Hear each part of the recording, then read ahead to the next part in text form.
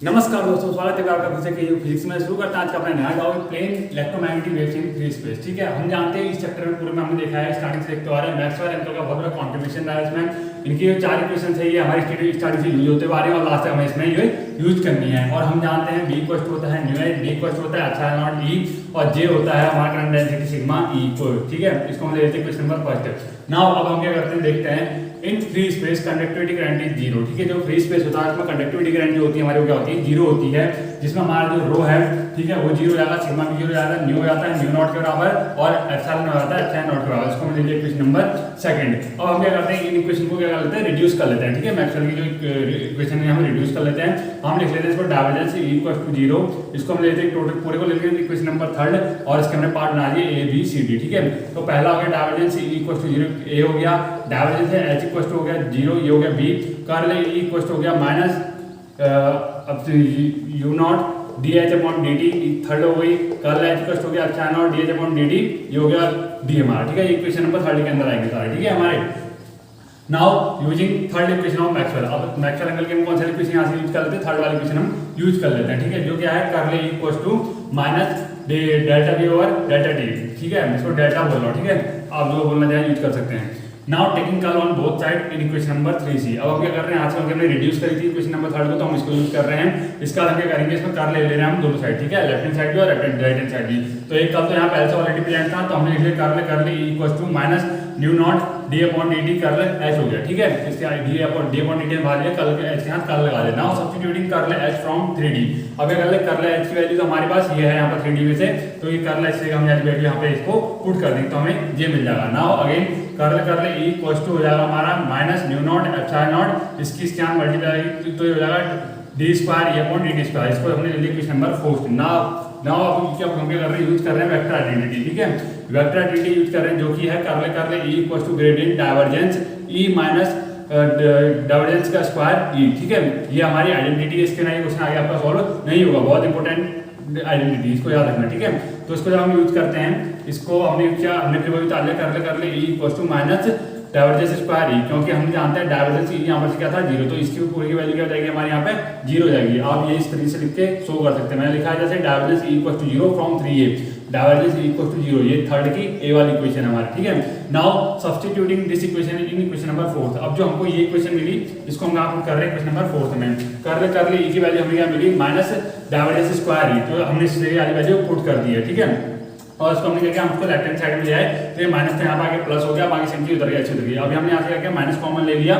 ठीक है, प्लस की जगह माइनस जाएगा, माइनस की जगह प्लस हो जाएगा, तो यहाँ पे आ गया minus divergence square E minus mu naught epsilon naught D square A upon D T square equal to zero. ये हो गई हमारी इक्वेशन नंबर 5। अब यहाँ तक हमने सॉल्व कर लिया है, इसके आगे जो नेक्स्ट प्रोसेस है वो देखते हैं हम अपने नेक्स्ट सेक्शन में। अब हमने क्या किया यहाँ पे, now taking curl of 3d। अब जो इक्वेशन मैंने आपको बताई थी, वहाँ पर आप देखिए 3d इक्वेशन कौन सी है, उसमें क्या कर लेते हैं, उसमें हम कर्ल ले लेते हैं। ठीक है, कर्ल लिया तो हमें क्या मिला, curl H equal to epsilon naught D upon D T, curl E मिल गया।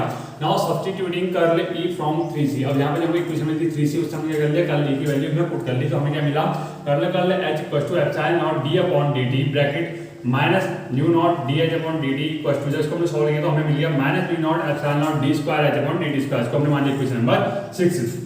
Now again using the identity, same identity जो इससे पहले हमने यूज करी थी वही हमें यूज करना है। कर ले वहां पे हमने ई के लिए यूज किया था, यहाँ पे एच के लिए यूज कर रहे हैं। Curl H equal to gradient divergence H minus divergence square H. ठीक है, यहाँ पे और हमने देखा था 3b से हमें क्या मिला था, डाइवर्जेंस एच की वैल्यू थी किसके बराबर थी, जीरो के बराबर थी। मैंने यहाँ पे आइडेंटिटी लिखी थी उसकी बता रहा हूँ, आप देख सकते हैं अपनी कॉपी में।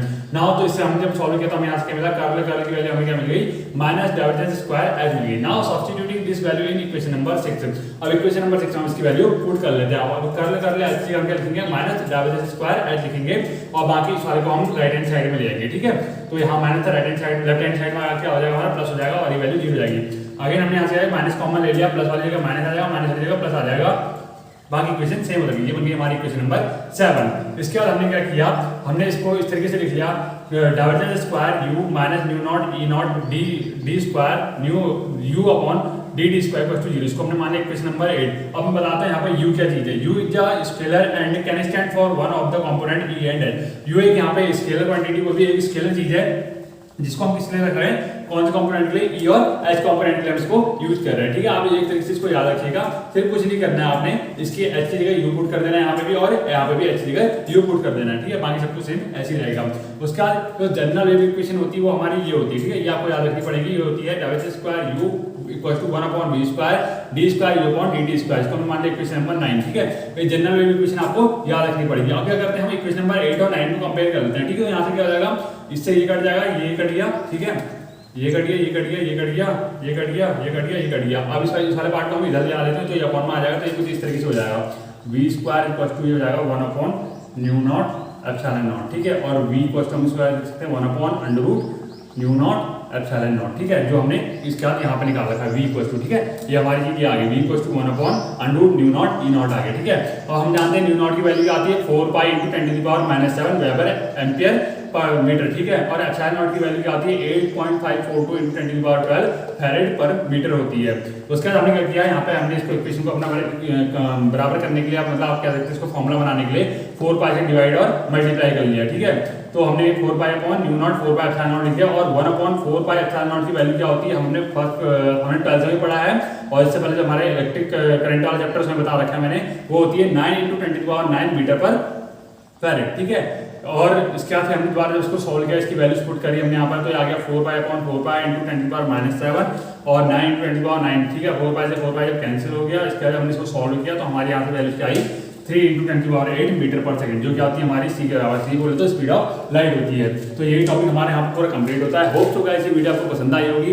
इससे रिलेटेड अगर आपकी कोई भी क्वेरीज है तो आप मुझे कमेंट सेक्शन में पूछ सकते हैं। If you like the video please give it a big thumbs up, share it and subscribe my channel के। Thank you.